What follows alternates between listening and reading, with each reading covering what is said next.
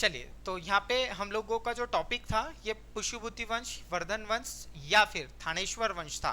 तो यहाँ पे पुष्यभूति वंश हमने इसलिए बोला क्योंकि इसका जो संस्थापक था ये पुष्यभूति था।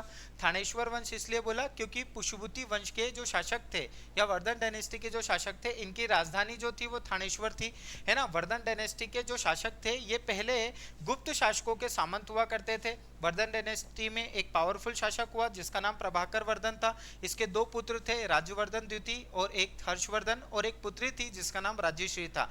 और इस राज्यश्री का जो विवाह था ये मोखरी शासक एक कन्नौज के थे जिनका नाम था ग्रहवर्मा। अब क्या हुआ, मालवा के शासक देवदत्त और बंगाल के गौड़ नरेश शशांक, इन दोनों ने मिलकर कन्नौज के मोखरी राजवंश के शासक ग्रहवर्मा की क्या कर दी, हत्या कर दी।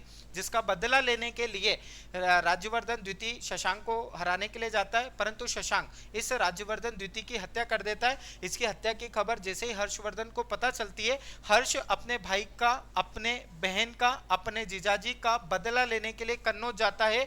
और यहाँ पर हर्षवर्धन कन्नौज से क्या करता है, शशांक को खदेड़ देता है और यह हर्षवर्धन फिर राज्य लक्ष्मी को प्राप्त करता है। इसी हर्षवर्धन के द्वारा जो पहले वर्धन डायनेस्टी के शासकों की कैपिटल थानेश्वर हुआ करती थी, इस थानेश्वर को चेंज करके कहां पर ले आता है, कन्नौज ले आता है। आगे इतना समझ में, और हमारा समझ में नहीं आया तो फिर किसी का भी समझ में नहीं आने वाला है। कैसा लगा आप लोगों को, कमेंट बॉक्स में आप लोग कमेंट करके मुझे जरूर बताइएगा। और इसी तरीके की इन्फॉर्मेशन के लिए आप लोग हमारे चैनल को जरूर फॉलो करिएगा, दीप्ति सिंह एकेडमी को, ताकि आप लोगों को इसी तरीके की मैं इन्फॉर्मेशन दे सकूं। जय हिंद,